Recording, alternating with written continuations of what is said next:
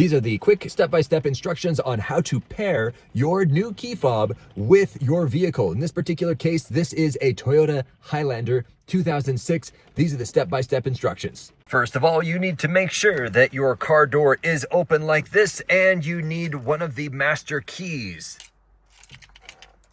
1, 2, 1, 2, 1, 1, 2,